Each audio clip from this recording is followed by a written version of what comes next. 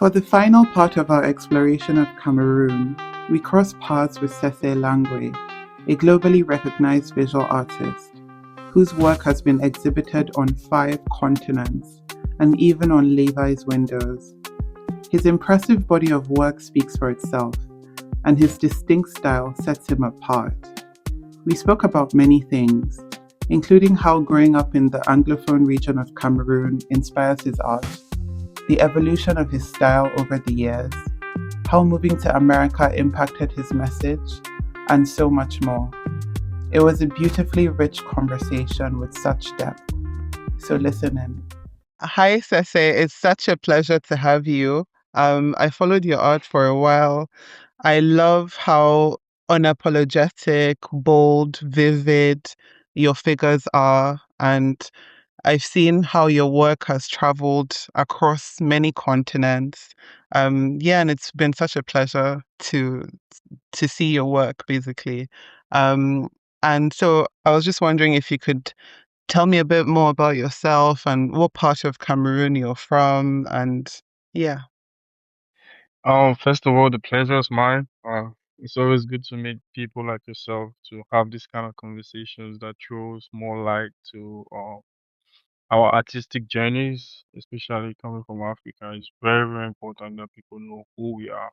Um, I'm Sesse Elangwe. I'm originally from Cameroon, um, the English-speaking part of Cameroon. Cameroon is bilingual, so I'm from the English speaking part of Cameroon, and I've been doing painting and drawing since I was a little kid. From the days of school, I've always loved drawing, loved painting. And then I got into some programs that helped, like a brewery company in Cameroon. Used to have this training program where they do every Saturdays, they do like drawing competitions and stuff like that. So I was part of that. And it taught me especially some basic skills on drawing and painting, which I live by till today. I used to go there every Saturday. For some reason, the program stopped a while back, but it helped me a lot in terms of my artistic journey. And then I left that, and then I started doing things on my own. Autodidact, I could say, because most of the things I had to learn on my own, painting, drawing. I was really inspired by people um of European descent, mostly European Oh. artists, realism, 18th century, 15th century, Michelangelo, Leonardo, all those people. So growing up, I wanted to be like them. I used to copy their stuff, you know, just trying to measure up to the standard. That's what I was doing. And then I had my first group show in Cameroon, which was organized by me and a friend. And from there, I just had the Z. It wasn't like a proper group show, because just had to put paintings together and then do Uh, something. But it was some of like the raw passion that we had for art. That's what we had to do. That we invited family and friends to come and see what we created, and just that zeal to want to make people see what you create has pushed me till I'm where I am right now. So along the yeah. line, I've done a lot of stuff. Yeah, that's me. Nice. No, Yeah, and I loved what you were also saying about the zeal and like the passion that you had to even push yourself forward.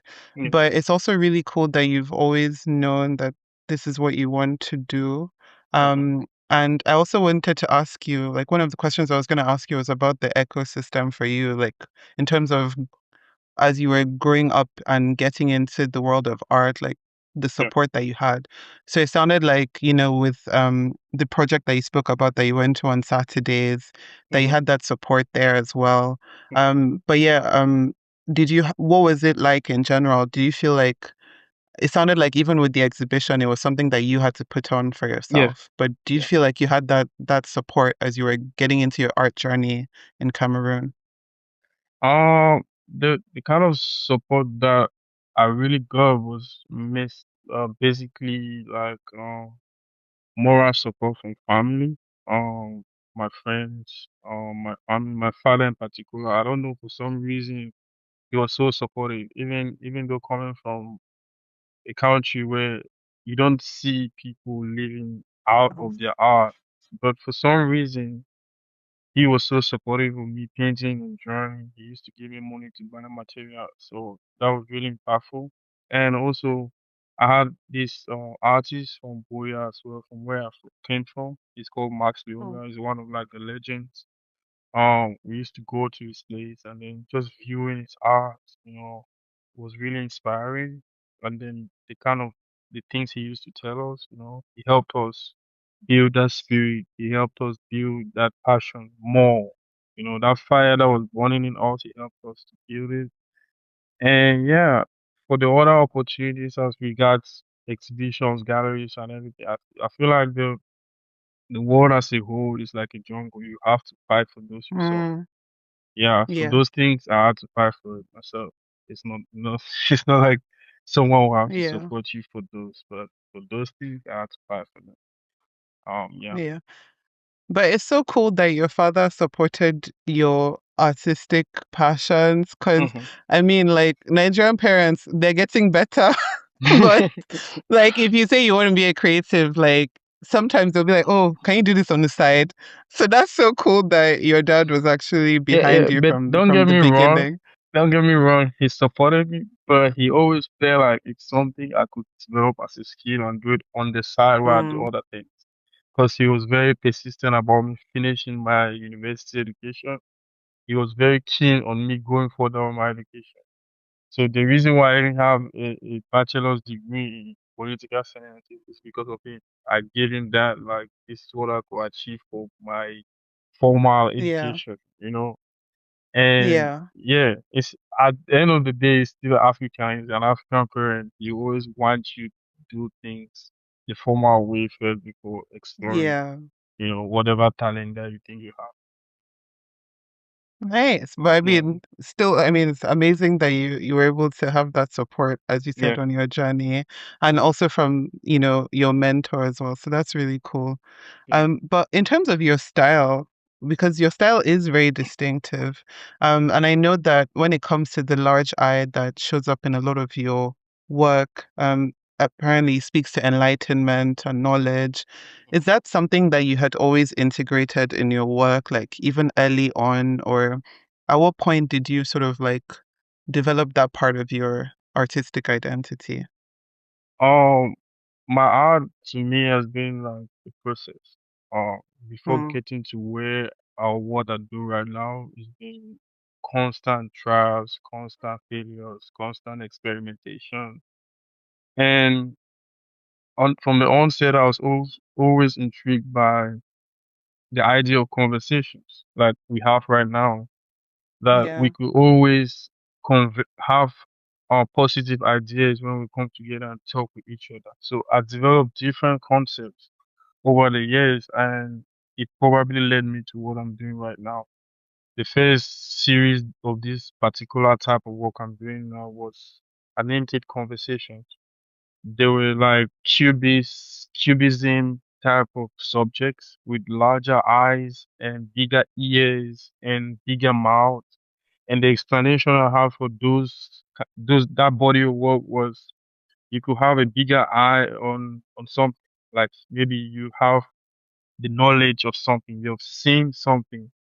In the process of conversation, you could relate it to the person who has a smaller eye because they haven't seen that Mm, thing. They don't have the knowledge.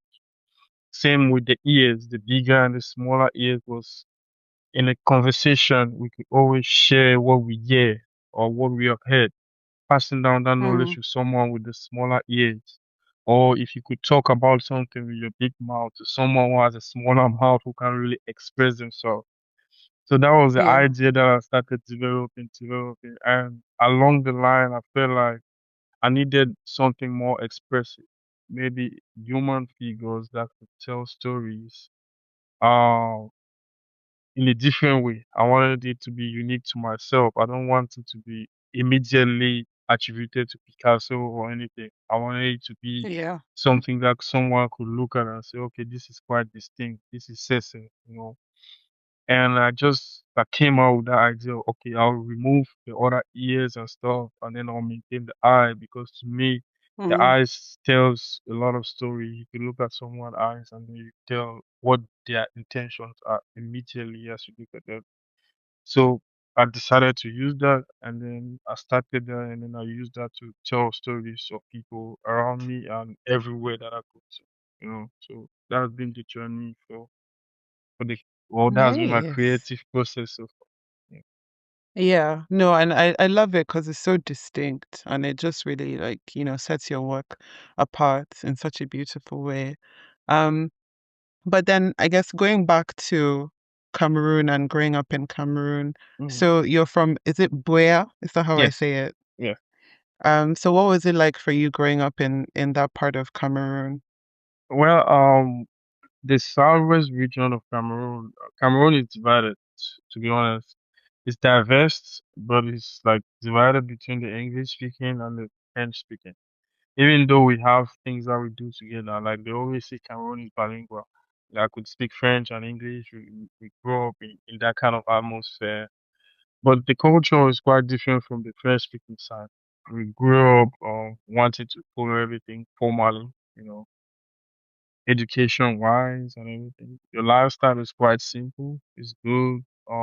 The atmosphere, the food, you know, it was quite inspiring for me. And growing up as a child, I'd always wanted to um see how my art could really reflect on where I came from, or the people, or the life of people. And then going to school and then studying political sciences, I became more aware of my environment. I became more aware of why Cameroon was what it was and the political structures that are put in place to make sure that the English speaking region is how it is.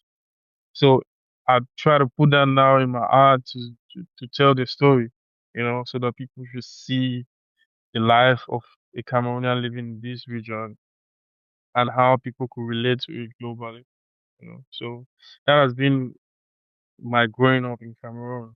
You know. Yeah. And what messages would you say or what themes would you say that it inspires your sort of your yeah, your experience in growing up in Cameroon? Because I know I've seen there was If We Could Talk, the exhibition you had at 193, which was very much Yeah, about the crisis. Yeah, Cameroon, but then also the defiant ones. yeah. So what type of messages come out from your I, work when you're speaking about Cameroon?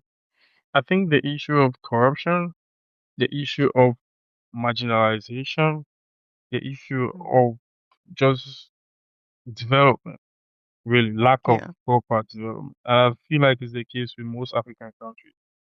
But to me, I would always like to, like I say, charity begins from home. I would like to tell it from where I am from, you know, so that people can know, okay, this is something that we could relate to in a different country. But corruption is one thing that has always been affecting Cameroon. You know, we have a president that has been in power for almost 40 something years, like 47 or something. And a Yeah. system that way cannot really help to develop the people. So that's one thing that has been reoccurrent whenever I want to talk about anything concerning Cameroon or my opinions concerning Cameroon. And also we have the issue of marginalization.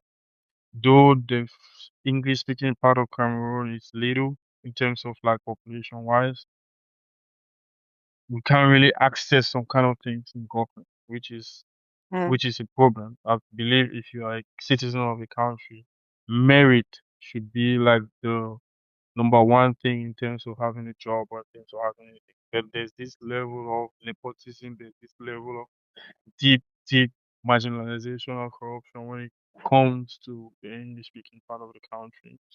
And that greatly led to the crisis that you see, or the crisis that I was trying to talk about in my series, If We Could Talk. And it led to millions of people losing their lives and stuff like that. And yeah, those are the kind of things I like to explore because it's relative or it's greatly it's something that greatly impacts where I'm coming from and the people that live in the area where I come from. You know. Yeah. Yeah.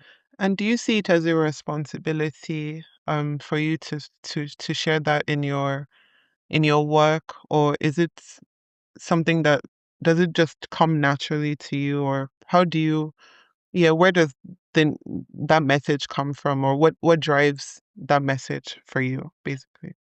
I feel like if you live in an environment where you face these things, is going to come automatically to you, you know. Yeah. And it's also your responsibility when you grow up and you have a platform where you could express yourself to make sure that people know, hey, this is what is happening over here, so they could relate to it and maybe something could be done, you know.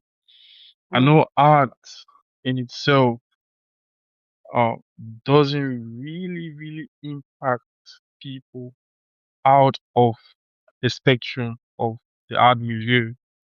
But if you keep talking about something over and over again, I believe other people who are not in that milieu as artists to really understand what you're talking about. When I mean affect people, I mean like the way music could, everyone could relate to music. But if you're not an arts person, or if you're not a person that is really involved in the art ecosystem, you won't really understand the message of a particular artist.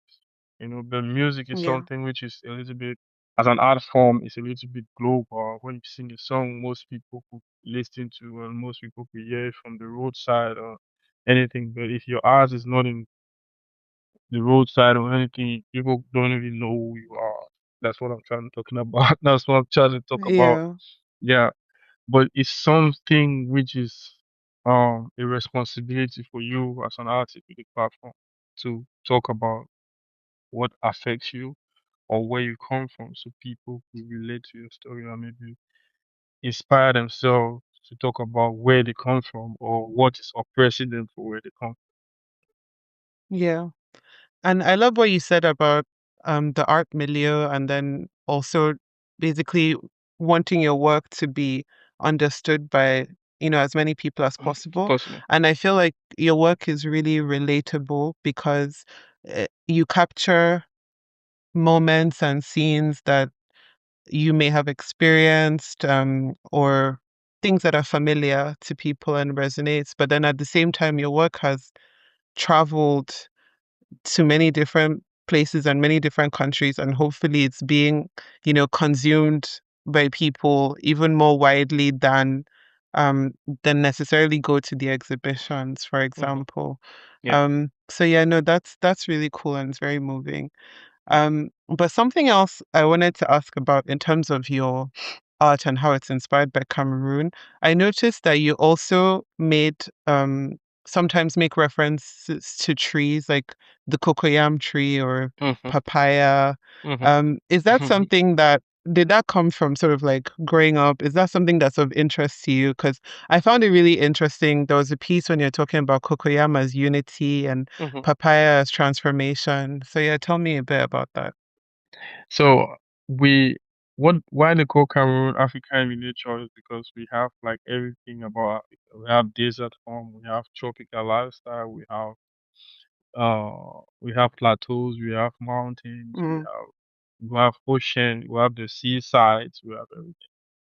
And growing up, I could say Buea is almost like the mountain and the tropical area where you experience the greenery of nature, you experience how plants behave, you experience how nature behaves or how nature lives with humans, you know.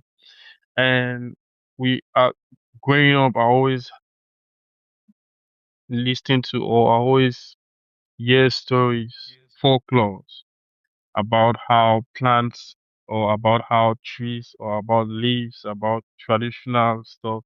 You know what I mm. mean? Like the Yeah, yeah, stories about how people use plants to do spells, how people do. So we always grow up in that, and then you learn the meaning behind different plants. And then me being someone that I like to use metaphors, I like to use symbols in my work.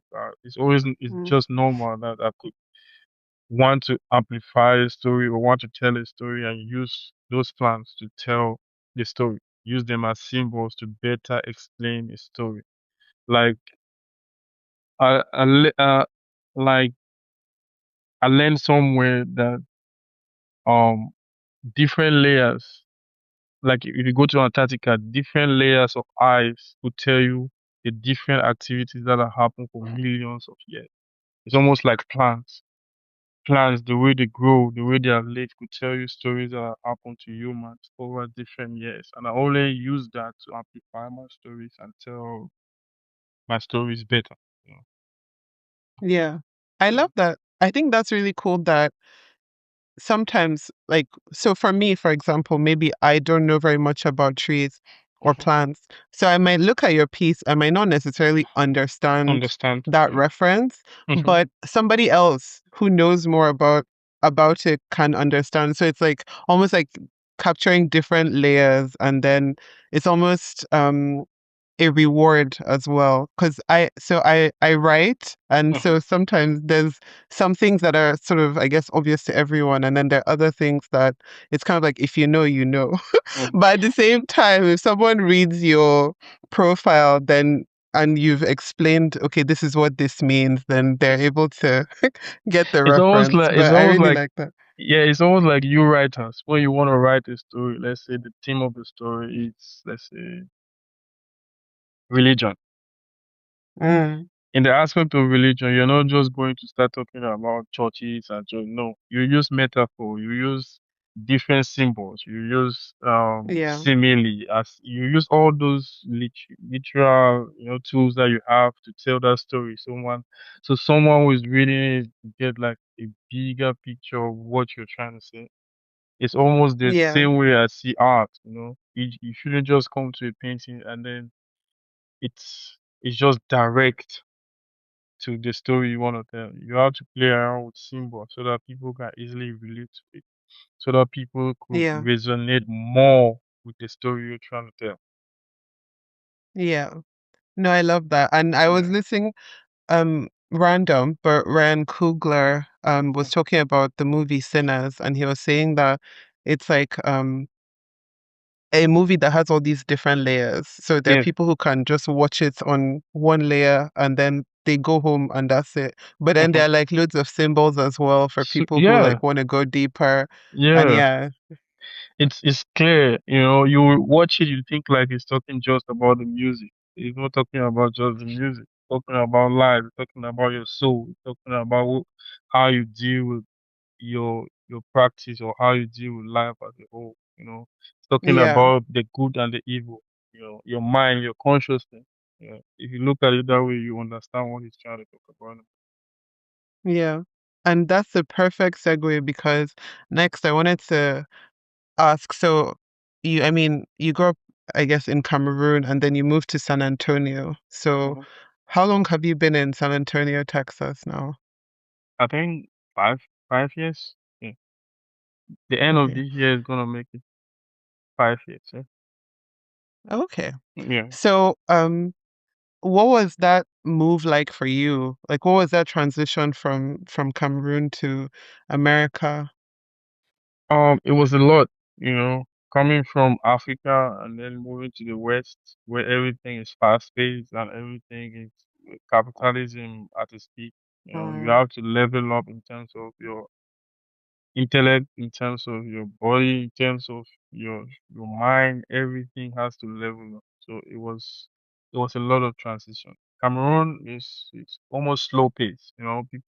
mm, People walk according to the way they feel like. But yeah, you have to walk according to the standard and you have to work to meet up with your bills and everything. So the transition was a lot, you know.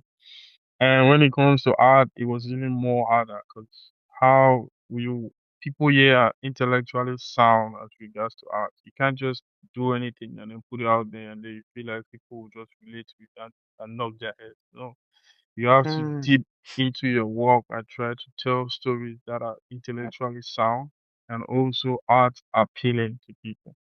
So it was Yeah. more work for you. It was more challenge for you to tell people something that they could sit down and think about and then criticize it and then nod their heads and say, okay, this makes sense.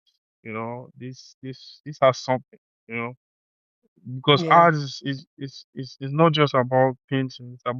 It's something that people live with in their house. And if Yeah. it's something, if it's not something that will tell them stories for millions of years, or they won't look at it one morning and find something new, and there's something lacking. So it's been a process, but it was more challenging for me moving to paint. Nice. And I know that you did an exhibition called Dawn Mhm, with mitochondria, and that was about it was kind of inspired by your experience like with mhm, your migration. So what did that sort of body of work capture in sense of how you felt with mhm. this shift in your life? Moving, yeah, I felt like I needed to do something to announce my presence. And dawn was it. It's almost like the dawn of a new day. It was a new Oh, beginning. It was a new beginning for yeah. me. So I wanted to talk about everything that I've seen and compare it with what is back home. So it was Mm, almost like a dilemma between me being here and then my life back home. That was what the exhibition was all about. But it was an announcement that, hey, there's a new artist in town and you better watch out for him. So that was it. I love it. Yeah. That's really cool. Yeah. And when you say about that dilemma between who you like the transition basically between who you were and who you are, have you experienced that in other ways, like any tension between Cameroon and America when it comes to your art, when it comes to your message? Yeah, definitely. Black people over here, I wouldn't say Cameroon haven't been to their own fair share, but black people over here have been to a lot in terms of like Mm-hmm. being where they are today. And you cannot just come in here and want to tell stories about black people without or about yourself without considering the atmosphere or the environment where you are. You have to start digging down into history and talking and looking at the Great Migration, looking at the Civil Rights Movement, looking at all those things that make up the society that we see now. So you could easily you could appreciate what what life is right now in America and develop your work in a way which is respectful to the people around you and move your message forward in a way that will really, really offend or that will really, really make you step on some kind of unnecessary drama, you know. It's Yeah. always good to do your due diligence before you move into the atmosphere. I think that was it's one of the most challenging things that I'm dealing with right now. Um, in Cameroon, we had our own fair share of colonization. And how do they call it? Indirect rule and all that, Mm-hmm. which is easy for me to talk about, but the psychological enslavement, we don't really have it because we didn't go through the slavery, we didn't go through all that. And when I sit down and then I look around, I see people really dealing with mental slavery, really dealing with like they haven't really, really got up. It's just 1960s, 1950s. You don't expect people to just move on from the trauma that they have been through the civil rights, all those things. So you Yeah. have to make sure that you tell your story and then amplify their story and then fight so that people understand that black people here are going through it a lot. And that's why I Wow. believe people resonate with the eyes of enlightenment because it talks about us opening our eyes, believing in ourselves, and doing things a way that we could improve and be proud of ourselves. So all I that, love you know. yeah. Mm, I love the fact that with that the eyes of enlightenment, even when you paint whether it's Cameroonian mhm, characters or African American characters, it's still this unifying point that, as you said, it kind of still like delivers there's always a consistent message, even Yeah. though there are other messages that you're telling when Hmm. whether you're focusing on the Cameroonian stories or you're focusing on African American stories. So that's really Yeah. cool. And what, yeah, sorry, please go ahead. No, I just wanted to say, if you look at us as black people, whether Africans or African American, we are a race of people that have been through a lot. Mm, Um, we are when you look at a black person, you see there's too much politics on the black body, and it's but normal that we highlight who we are and try to educate ourselves on how we should move as a mm, people, So I feel like it's really important that we tell our story so that people know, and we shouldn't be apologetic about it in any way, you know. yeah, When the standards of painting, like when they talk about the greatest artist to ever live, or talk about Leonardo and all that, they don't consider that the other great black artists or the sculptures that we did in those centuries are relevant. So start looking for the artists and then give them what the respect that they don't consider is the standard for them. So if we want to approach our art should be unapologetic. We shouldn't consider that because we're black people, we shouldn't be the standard. We are the standard, no matter what people say. So, I love it so much. And I also love what you said about there's a responsibility there, which is I mean, you already talked about the responsibility you had, or just how it comes naturally to you to tell Cameroonian stories, and then now you're in America, and then the respect that you mentioned, but also the responsibility in mhm, terms of like amplifying these stories. Um, and also recognizing the difference between being African and being African American mhm, and the legacy and the history and all of that. So I can imagine that really comes out in your work. And I know that, for example, Life's Blueprint, mhm. you said it was inspired by Martin Martin Luther Luther King. King. Yeah, And then also you recently did some work in San Francisco, which I yes, think was based J- on people who you met in San Francisco. yes. So yes, please tell me about that. Um, for Last Blueprint, it was mostly inspired by Martin Luther King Jr. when he gave his speech about what life blueprint should look like as people. We should always consider our lives as the blueprint. They use a blueprint in the house before the house is Yeah, constructed.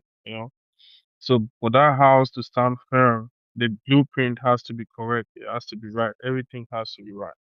It's the same way we have to shape our minds. It's the same way we have to shape our bodies, for us as a people to stand firm in whatever activity that we do. So that was a great inspiration that I used in creating that body of work, and also to pushing the idea of enlightening ourselves, building our environments, constructing from within so that we reflect what we want people to see, or what is best for people to see about us, and what we want our future generation or the children to see. You know, that was the general idea behind that body of work. And then for the paintings in San Francisco was mostly about me exploring the lifestyle in San Francisco, the people, and exploring how Black life exists in that area. You know, just talking about the yeah. stories of people and it's something that I like to do everywhere I go to. I like to document the lifestyle of the people around that environment and then talk about how they live, and then so that in future reference, if I'm doing like a retrospective, people always like say, hey, this artist was here. You've produced so much work. When I look at how much work you've produced, like over the last few years, and the different exhibitions you've been part of, it's just really impressive. Yeah. Um, so do you it seems like you find inspiration from a lot of things because as you say, even from your environment and as you're Hmm. moving around, so you're constantly inspired Yeah, by sure. what's around you. Yeah, sure, because there are lots of things to be inspired by. Just your day-to-day life, living here, driving down the street, there are lots of things that you see. Traveling is a lot of inspiration, you know, and then just getting to study, read.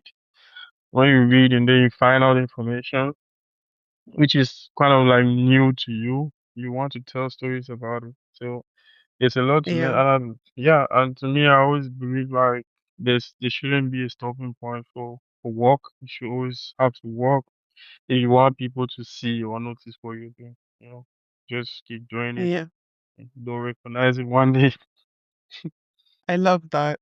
Yeah. And so, with your first solo exhibition in Cameroon, which was Mhm. with the Defiant Ones, Yes. in Douala, what was the experience like for you to, after having done so much and being seen, I think, across 4 continents, Mhm. to then go back and I know you had done group exhibitions in the past, but having your first solo exhibition, what was that experience like and how was it received? It was wonderful. Um, it was really wonderful for me to be back home and to do something that people could understand that okay, this artist is going somewhere. Because back in Cameroon, I didn't have the opportunity to. And the way the system functions is there's certain group of people. I can't really blame them, but there's certain group of people, especially in Douala or Yaoundé. Like I tell you, Cameroon is divided. The Mm, the art scene always revolve around them. You see them doing shows by show, the same people all the time, stuff like that. So for mm, me, going back and doing an exhibition, it was something that I always wanted to do in my country. First of all, like doing I also it was a statement that art is universal something. Always give people platform to express themselves, no matter the region they come from or wherever they find themselves. You know, it was that state. And also the reception was wonderful. I couldn't walk during the opening. I couldn't walk in the room. It was packed with people. You know, everyone wanted to just see you and then talk and enjoy the beautiful work. So it's amazing. that's really cool. Yeah. That's really special. And yeah, as you were saying, like your work has been in so many different countries from Australia to the Philippines, Lebanon, Italy, England, France. I know we cannot be here all day talking about all the different countries, but how how has your work been received in all those places and what kind of messages do you think that your work has sort of helped to facilitate even in those countries, even in languages that you don't necessarily speak? Yeah, You know, it's really amazing for you to create something in the confines of your studio and then for it to resonate with people all over the world. It's wonderful, first of all. And one would think painting black figures would be a limitation to how people consume the work. Because if you look at black people, our existence is almost like a limitation to how we move around the world. But you would think the work could be a limitation in the global milieu, but it's not, you know. People understand where you're coming from. They understand the stories you're trying to tell and they relate to it. And it's been wonderful. It's been wonderful. that's no, that's really cool. And as a writer, as I was saying, like I understand even though I'm not there yet, but the feeling of creating something in solitude, Hmm. because that's like, for example, writing requires solitude, but then at the same time, having people who don't, or people outside of you being able to relate to it. Um, yeah, it's really cool. Um, so just now we're coming towards the end, and just I have a few more questions Okay. for you. Now going back to Cameroon, Hmm. um, but I mean, looking at the youth of Cameroon, for example, or is there anything that excites you about the future of your country? To be honest with you, if you have a country that it's almost like we are hijacked with this government for something here. There's nothing really that can inspire you about the country, but just the fact that you love this country and you're from there, you want to see it work one day, and that's the hope that I have, and I believe that it's going to work one day. We have amazing youths. We have young entrepreneurs growing up every day in Cameroon, whether being the French speaking side of it or the English speaking side of it. We have a huge population of people in the diaspora um, that left the country, like you say in Nigeria, Jackpot, that left the country to search for greener pastures, and they are willing to come back home and invest. So just having those in place gives me hope that maybe the country will be better. And understanding that these people are not gonna be there forever is also another hope that the country will be better fit. So I believe everything is going to be fine in due time. Yeah. Um, no, that's really beautiful, and I definitely understand that tension, but at the same time, it's great to see that the youth, what people have been able to do, I guess, in spite of those challenges. So that's really inspiring. Yeah. Um, and on that note, are there any specific people, like in terms of creatives, um, across different forms, whether it's art or literature or music, is there any specific Cameroonian creative that you would recommend that we check out? Yeah, I have like brilliant artists in Cameroon, you know. We have the lives of I mean for the young generation, we have artists like Boris Angel, we have artists like Aja Bernard, we have Jean David Corp. I don't know if you're familiar with the work. We have Salif Lindu, we have Ankoan Sey, we have Max Lunga, we have in Buea, we have Max Lunga, we have Bidzias Marik, you know. There are a number of artists that are doing wonderful stuff that you could check out. And yeah, in the art scene. Nice. And you were able to say that all of those names from the top of your head, so really Yeah, impressive.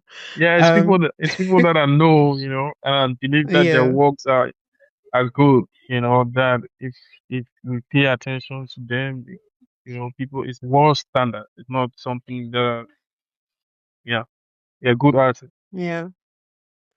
And final question. Um, Yeah. what is your favorite Cameroonian saying or expression? There are lots of saying or expression, but the one that resonates with Cameroon is Le Continent. Cameroon is called the continent. Yeah. So Cameroon is a continent. So Cameroon, it's almost like you say African miniature. So Cameroon, people call it like Le Continent, and it's something which resonates with many Cameroonians. Yeah. Yeah. No, I love that. I feel like Cameroonians are, are always like m- are always bigging up like the diversity, the variety of the country. For the food side, man, we are too proud about our food. And to be honest, it's Yeah, good. yeah. No, I even saw Take, like the musician, he was eating. Yeah. I can't remember what the dish was on Ah, stage. okay, So, Tarek, you're listening coquilla like that. Yeah, oh yeah. that's a good meal. No, but thank you so much for your time. This was a great conversation, Thank you. and I love your art. Thank you so much. And I love conversations like these, and I always look up to having them because it helps us amplify our story to a bigger audience out there and makes them understand where we come from and why we do what we do. So thank you. Thank you.